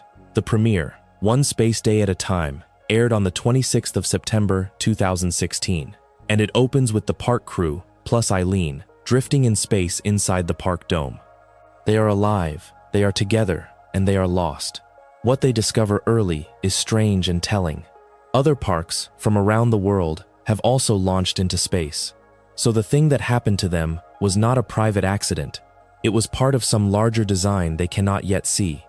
And their first instinct, the human one, is to try to signal Earth for help, to reach back toward the ground they came from. That impulse, the reaching back, is the emotional engine of the whole season, even as the story climbs steadily away from anything as small as a phone call home. It is worth weighing what a decision this was, structurally. The 8th season runs to something like 27 or 28 episodes, and it includes 2 double-length specials and a 3-part finale, and it is set entirely in space. Not partly, entirely. The series that had made its name on the ordinary, on the deliberately unremarkable rhythms of a workplace nobody wanted to be at, spends its last season with no ground beneath it at all, and instead of a string of loosely connected adventures, which had been its native form, the season is built around a single serialized story arc. That arc revolves around the origins of Pops, the gentle, lollipop-headed man who had spent most of the series as comic relief, and around nothing less than the end of the universe. The program did not simply raise the stakes. It changed what kind of show it was, in its final act, to something with a spine running through every episode. The engine of that arc is a villain, and he arrives well into the season, in an episode called Space Escape. His name is Anti-Pops, and he is introduced as a mysterious new enemy hunting Pops, a threat serious enough that everyone on the Space Tree Station is forced to evacuate. Notice the shape of that introduction. The danger does not announce itself with a fight. It announces itself with an evacuation, with people fleeing a place they had made into a home. Anti-Pops is defined, before he is understood, by the way he empties out a space that had felt safe. And crucially, he is hunting Pops specifically. The comic relief has become the target. Whatever the ending of this show is going to be, the season is telling you, it is going to run straight through the character everyone had underestimated.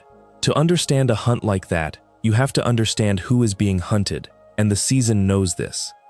Several episodes later, in the ice tape, the crew retrieves a VHS tape that has been frozen in ice, and they do it for one reason: to learn about the true origins of Pops.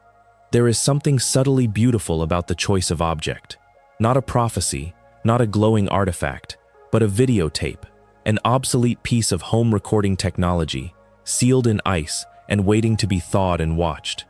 The series that had always been fluent in the texture of ordinary things reaches, even at cosmic scale, for a format you would find in a dusty box in a garage.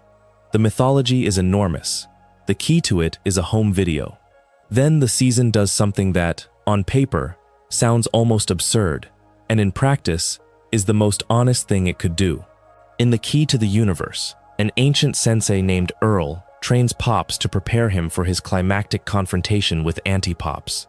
The training montage structure is one of the oldest in all of storytelling, and the show reaches for it without irony, because Pops, of all characters, is the one who most needs to be made ready.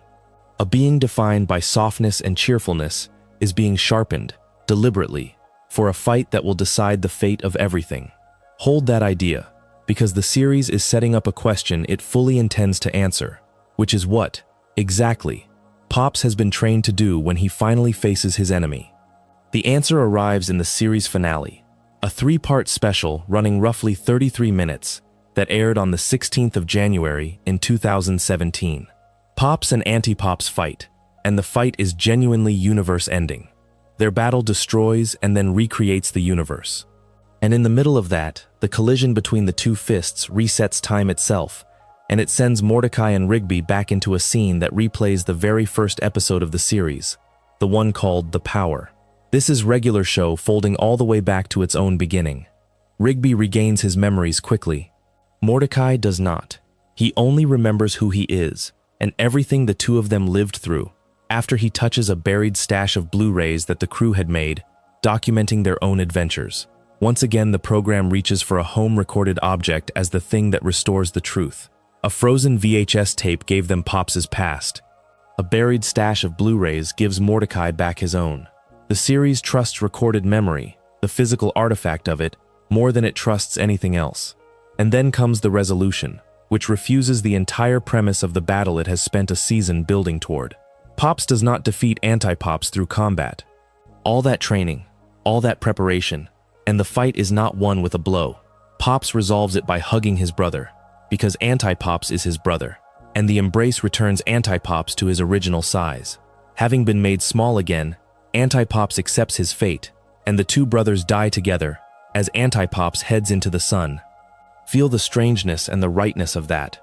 A show that had spent an entire final season escalating toward violence on the largest possible scale ends its central conflict with an act of tenderness. The training was never for the punch. It was for the strength to reach the moment where a punch would not be necessary. Pops dies saving the universe. That is the plain fact of it, and the show does not soften it into ambiguity. The gentlest character, the one nobody took seriously, is the one who pays for everything with his life. And the final shot of the entire series does not show us his death. It shows us Pops watching over the rest of his friends' lives from what the series calls Fluffy Cloud Heaven, a name so childlike and so unguarded that it could only belong to him. He becomes, in the last image, exactly what he always was, someone watching the people he loved with uncomplicated care, only now from above and from outside of time. There is a number worth setting down beside all of this, because it says something about whether the gamble worked. The first part of the finale drew 1.33 million viewers, and parts 2 and 3 drew 1.37 million each, which made it the most watched episode of the 8th season. People did not drift away from the serialized, high-stakes version of regular show. They arrived for the ending. Whatever you think of a comedy about park loitering choosing to end with a dying god and a recreated universe, the audience showed up, in greater numbers, for exactly that. What the final 2 seasons represent, then, is a show trying to sustain the momentum that its own success had created, and choosing to do it not by repeating the formula that built the momentum, but by burning it. The park went into space. The comic relief became the messiah. The workplace comedy became a myth about 2 brothers and the end of everything. And it happened, by Quintel's own account, on purpose, because the people making it asked for the time to build an ending rather than have one handed to them. The result is a finale that is far stranger than anything the early show would have predicted. And yet, watched from the end, it feels less like a departure than like a destination the program had been softly walking toward the whole time. There is a way to read a television show that has nothing to do with what happens inside it. You look instead at the numbers around it, the viewership figures, the review counts, the awards it collected, and the ones it stopped being nominated for. These are not the story, but they are a record of how the story was received. And for regular show, that record tells something quieter and sadder than any single episode does. It tells you when the audience began to drift, and it tells you, indirectly, why. Begin at the beginning, with the pilot. Wikipedia records that the premiere drew a little over 2 million viewers, 2,097,000 to be more exact. A strong opening for a show about a blue jay and a raccoon who worked at a park and mostly tried to avoid working. That number is a promise. It says an audience arrived, curious, and decided to stay. And for a while they did. But the same article notes, in plain language, that the ratings eventually declined substantially, and that by the final season, individual episodes were dropping below 1 million viewers. Half the pilot's audience, gone. The arc of that decline is the spine of this chapter, and everything else hangs from it. What makes the decline interesting is that it was not a straight line down. There was a moment, early on, when the numbers surged. Seasons 2 and 3 had softened, settling to somewhere around 2 million. A gentle erosion of the kind most shows experience once the novelty wears off. And then came the 4th season premiere, an episode called Exit 9B, and the audience came roaring back. 3,047,000 viewers, according to Wikipedia. That is the highest point in the story I am telling, and it rewards a closer look, because of what that episode was. Exit 9B was the moment the series leaned hard into something new. It began the more serialized, mythology-driven storytelling that would come to define the series. The reveal of Rigby's father, The return of Garrett Bobby Ferguson's son as a recurring antagonist. Threads that would not resolve within a single half hour, but would stretch across seasons. The audience did not flee from that. They surged toward it. So the simple story, the one you might expect, does not quite hold. The mythology did not immediately drive people away. At first it pulled them in. Consider what that reversal tells us. The serialization was not, in its earliest form, a betrayal of the audience. It was a gift they wanted. The problem, if there was a problem, came later, in the distance between what that early mythology promised and what the late mythology delivered. Now move to the other end of the timeline, to January of 2017, and the series finale. It aired in 3 parts. The first part drew 1,330,000 viewers. The second and third each drew 1,370,000. By the standards of Exit 9B, those are small numbers, less than half of that 4th season high. But by the standards of the final season, they were a triumph. This was the high watermark of that mythology-heavy last stretch, a season whose typical episodes had, as we noted, fallen below 1 million. The audience that remained came back for the ending. Loyalty outlasted enthusiasm. The people who stayed to the end were fewer, but they were there, and they showed up for the goodbye. The critics, meanwhile, tell a story that runs parallel to the viewership but is, if anything, starker. Consider the awards first. Across its entire run, regular show received 6 primetime Emmy nominations. It won exactly 1, for a 3rd season episode called Eggcellent. Hold that fact against the timeline. Regular show's single Emmy victory came before the anti-pop's mythology, before the space arc of the 7th and 8th seasons, before any of the large serialized storytelling that the later years are known for. The recognition the industry gave the show was recognition of the earlier, smaller thing. When the series grew more ambitious, more epic, more mythological, the awards did not follow. They had already been given, and given for something else. The critical record grows even thinner as you move toward the end, and here, the absence of evidence becomes the evidence. On Rotten Tomatoes, the 7th season, the penultimate one, heavy with mythology, shows a tomatometer score generated from 0 critic reviews. No critics reviewed it in the formal sense. The score exists as a kind of empty frame. And the 8th and final season, the one branded regular show in space, built entirely around the anti-pop's mythology, has a single logged critic review for the whole season. 1. This is what a show looks like when the professional attention drains away. Not hostility, not a wave of negative reviews, silence.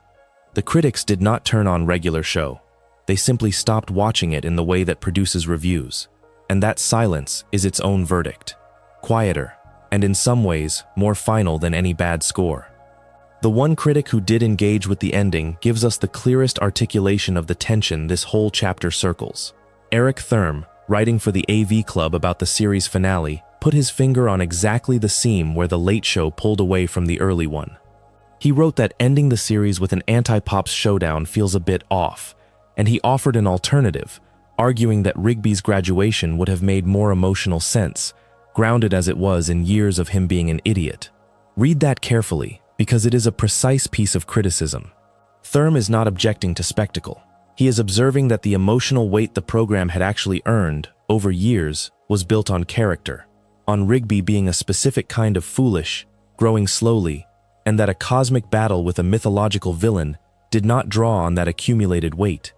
It reached for a payoff the series had not spent its years building toward. The same review names the mechanism directly. Thurm noted that the finale was mostly crafted from the epic part of its DNA, relying more heavily on fights and a bigger scope than catchphrases and solids. There, in one sentence, is the whole argument. Every long-running show contains more than one version of itself, and regular show contained at least 2. There was the small show, the one of catchphrases and solids, of 2 friends at a park avoiding their jobs, low-key and episodic. And there was the epic show, the one of fights and scope and mythology. The finale, Thurm is saying, chose the epic one, and in choosing it left the smaller, more beloved one behind. The fans who thought about this reached similar conclusions in their own words. In a season-by-season retrospective written in 2022, the blogger known as Cookie Fonster looked at the 8th season and its anti-pops episodes, and wrote that several of them feel more like Futurama or Rick and Morty than regular show. He called them disjointed from the usual appeal of regular show. Notice that he does not call them bad. He calls them foreign. They feel like a different show wearing this show's characters. A show more interested in science fiction plotting than in the particular low-stakes charm that made people love it in the first place. Put the whole record together, and a shape emerges. A pilot that drew 2 million. A mythology that, at first, in Exit 9B, pulled the audience up to 3. A long decline after, below 1 million by the end. A single Emmy, won early, for the small show. Critics who fell silent as the mythology grew. And a finale that the one remaining critic and the fans alike found impressive in scope and somehow beside the point. The numbers do not tell you the show got worse. They tell you it became something other than what its audience had come for, and that the people quietly, gradually, stopped coming.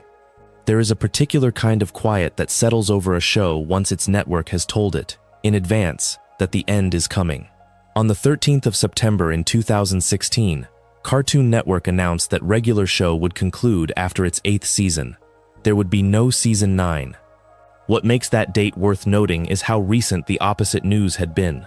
Season 8 itself had been confirmed as a renewal more than a year earlier, on the 7th of July, 2015. An ordinary vote of confidence in a show that had already run for the better part of a decade. So the 8th season arrived first as a gift, and only later as a farewell. The renewal came before anyone outside the building knew it would be the last. Consider what that sequence does to a writer's room. You are told you have another season, and you begin building it. Then, somewhere along the way, that same season is faintly reclassified as the finish line. The stories you were spacing out for the long haul now have to close. This is the pressure that shapes everything about how regular show ends, and it is worth holding in mind before we look at the ending itself. Because the ending is strange, and its strangeness is not an accident. The most stubborn piece of misinformation about this finale is its name. People remember an episode called The Longest Day, and there is no such episode. The series does not end on an entry by that title. What actually closes regular show is a 3-part television special, and it is called A Regular Epic Final Battle. Each of its 3 segments runs about 11 minutes. And on that mid-January night in 2017, they aired back-to-back, one after another, as a single block of roughly 33 minutes on Cartoon Network. If you were watching that night, you were not watching a normal episode of the series grown slightly longer. You were watching 3 episodes fused into one continuous evening, the last the series would ever broadcast. To understand how far regular show had traveled to reach that night, you have to remember where the 8th season put its characters. For 7 years, the program had lived in a park. That was its whole geography, its whole comic engine, the mundane, low-stakes patch of grass and its snack bar and its golf carts. And then, for its final season, the entire thing relocated to outer space. The 8th season was set there in full, marketed under the banner Regular Show in Space, a structural departure that took the most grounded premise on the network and threw it past the atmosphere. Think about what a decision like that signals. A show that has been told it is ending does not usually reinvent its setting from the ground up. Regular show did. It spent its last season as far from the park as it could get, which is either a strange way to say goodbye or exactly the right one, depending on how you read the impulse behind it. The people responsible for the ending spoke about it in the language of pride, and their words are worth reading closely because of what they choose to emphasize. Rob Sorcher, Cartoon Network's chief content officer, said that he was proud they all agreed to go up in space together for one hilarious final journey. Notice the framing. Not proud of the ratings, not proud of the legacy, but proud that everyone agreed to go together, into space, for one last trip. It cast the ending as a voluntary act, a group decision, rather than a cancellation imposed from above. And the creator, J.G. Quintel, reinforced exactly that reading. He said that they got to tell all of the stories they wanted to tell, and that they were making the choice to go out exactly how they wanted to go out. He said they were proud and excited for people to see how they were wrapping things up in a big, big way. Weigh that phrase for a moment, all of the stories we wanted to tell. It is the official account, and it is generous to itself. Whether it is fully true is a separate question, and one the finale itself keeps raising even as it insists otherwise. Because a show that ran for 8 seasons and 261 total episodes, airing from that September premiere in 2010 all the way to that January night in 2017, had built something enormous. It had accumulated a mythology, a web of recurring characters and running rules and slow-burning arcs over more than 6 years of continuous storytelling. And the ending it chose to give all of that is compressed, 33 minutes, 3 11-minute pieces.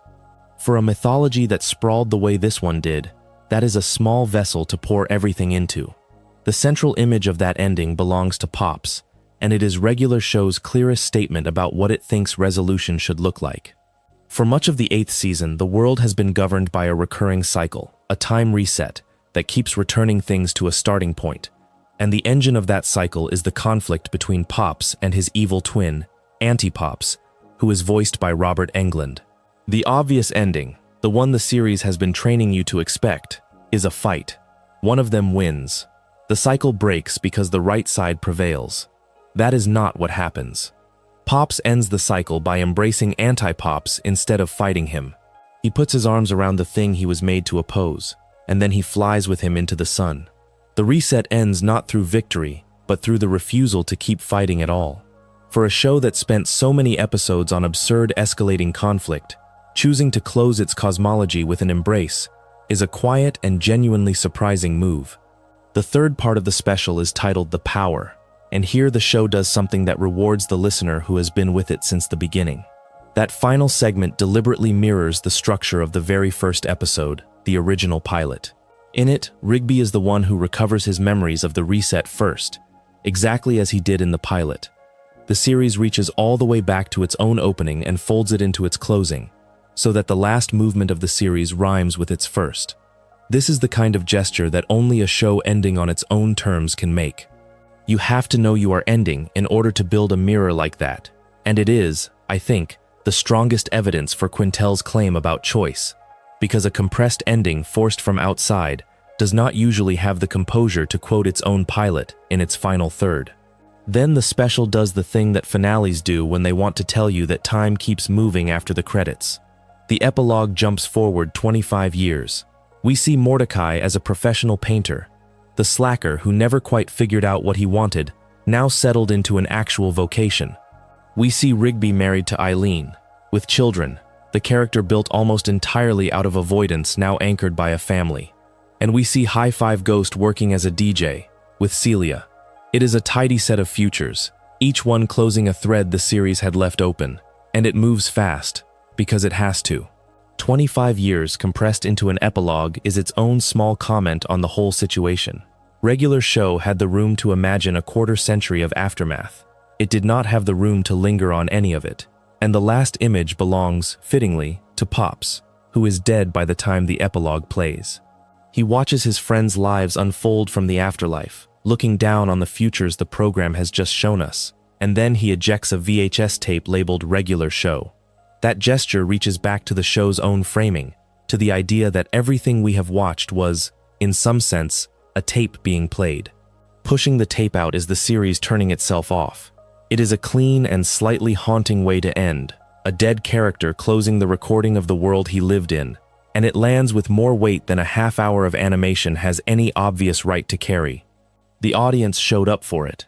The first part of the finale drew 1 1/3 million viewers, and the second and third parts each drew slightly more, a little over 1 1/3 million apiece, which gave the 8th season its largest single audience on its very last night.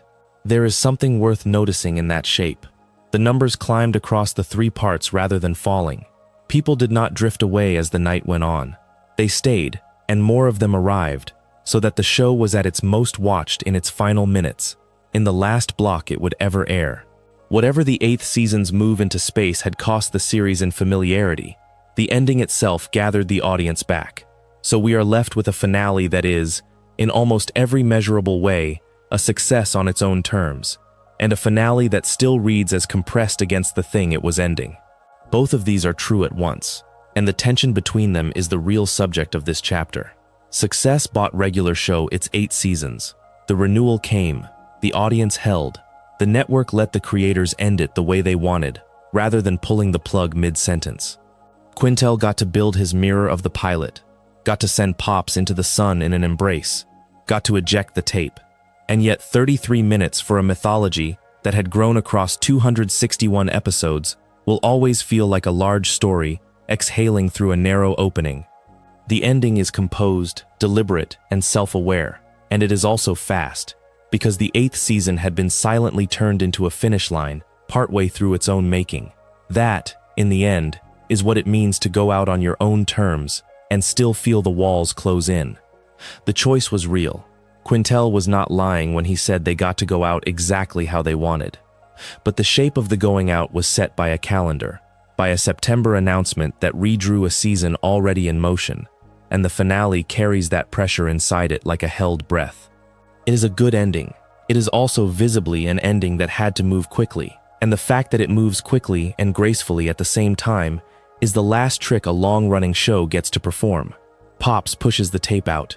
The friends grow old and fast forward.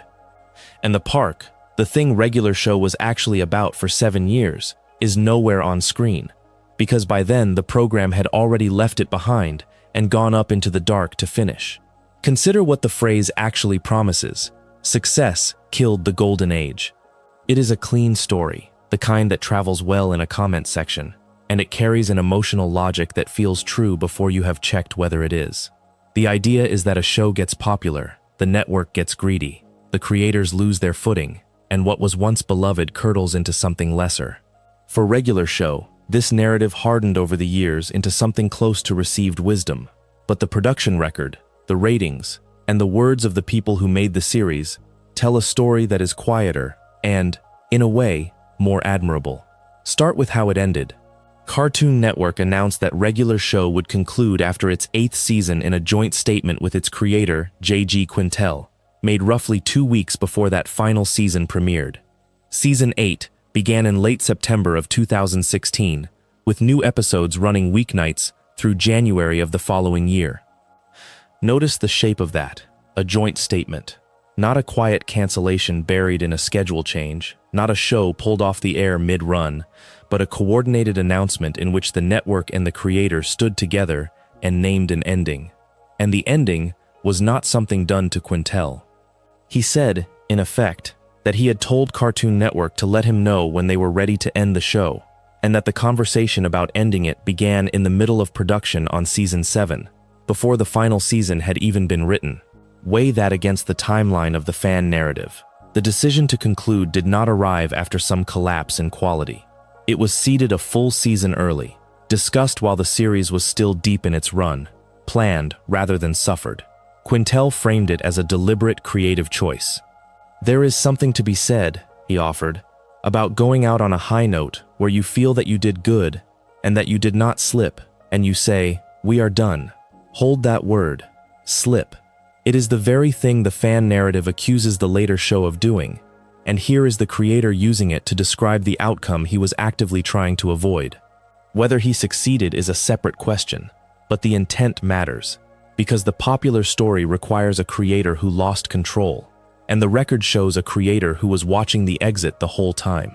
Now the ratings, which are where the narrative becomes hardest to sustain. If success had truly killed the golden age, you would expect to see a slow bleed in how audiences received regular show, a peak early and a long descent. That is not what the per-season average audience scores on IMDb describe. Season 1 sits lowest, at 7.38, which is itself worth pausing on, because the supposed golden age starts below everything that follows. Season 2 climbs to 8.23. Season 3 reaches 8.58. Season 4 holds at 8.40. Season 5 at 8.31. Season 6 at 8.22. And Season 7, near the very end, at 8.62, the highest of them all. There is no decline here to explain. If anything, the audience regard rose and then stayed high. Right up to the seasons the narrative treats as the fall. The finale sharpens the point. It is the single highest rated episode of the entire series on IMDb, at 9.9 out of 10. Its final installment drew the largest audience of any episode in Season 8, with parts 2 and 3 each pulling in a similarly large number of viewers. So the program that supposedly died of its own success ended on its most acclaimed and most watched note. That is not the signature of a golden age that was killed. That is a series that people were still showing up for, and rating higher than ever, as it walked itself to the door. What then are fans actually reacting to when they say the series changed? Much of it points at Season 8, which relocated the setting to outer space and built toward a serialized confrontation between Pops and his evil twin brother, Anti-Pops. That was a genuine shift, a move away from the standalone episodes of the early years toward a season-long mythology arc. And it is fair to feel that a show about two groundskeepers slacking off at a park had traveled a long way from itself by the time it was staging a cosmic battle between good and its inverted double. The texture did change. Nobody has to pretend otherwise. But here is where the narrative overreaches, because it treats that kind of storytelling as a late-stage symptom, evidence of a show that had lost its original nature. Look earlier. Exit 9B, the Season 4 premiere, aired in 2012, and it already gathered numerous previous one-off villains together against a single overarching threat. That is mythology. That is the returning villain, everything connects structure that fans point to, as proof the later show had strayed. And it does not hold a lowly score that would let you file it under early missteps. It sits at 9.7 out of 10, among the highest-rated episodes the show ever produced. The very instinct fans blame for the ending was present, celebrated, near the middle, 4 years before the finale. So the honest accounting looks like this. The series did change, and Season 8 in particular is a fair place to locate that change. What the record does not support is the causal engine of the popular story, the idea that success corrupted the work and dragged it down into decline. The ratings never declined. The finale was the peak. The ambition that supposedly ruined it was there and beloved years earlier. And the ending was chosen, in advance, by a creator who seemed to want to stop before he slipped. The phrase survives because it is satisfying, because decline is an easier story to tell than a deliberate, well-timed goodbye. The truer version is less dramatic and, I think, more worth remembering. Regular show did not get killed by anything. It decided when to be done, and it left while people were still watching closely enough to give its last night the highest marks of all. The golden age of regular show did not end because the people making it ran out of talent, or care, or ideas. It ended because the thing that made regular show possible in the first place, a small crew left alone to animate their own boredom into something strange and human, cannot survive the very success it earns. What began as two friends refusing to leave a job at the end of a shift became a machine that had to feed itself, season after season, and every reward the program received asked it to become a little less like the series it had been. The same holds for anything you love that gets big enough to be watched closely. The stakes rose because the stakes had to rise. The world expanded because a hit is expected to expand. And somewhere in that expansion, the ordinary Tuesday afternoon that the series was built to honor got buried under everything the series had become. This is not a story of failure. It is a story of a small thing growing into something it was never shaped to be, and paying for that growth in the quiet, unglamorous currency of its own tone. And so the truest picture of regular show is not the finale, not the space battles, not the awards. It is two workers on a golf course at dusk, arguing about nothing, the carts still where they left them, the day not yet over and already gone. If you enjoyed this video essay, make sure to subscribe. Thanks for watching, and I will see you in the next.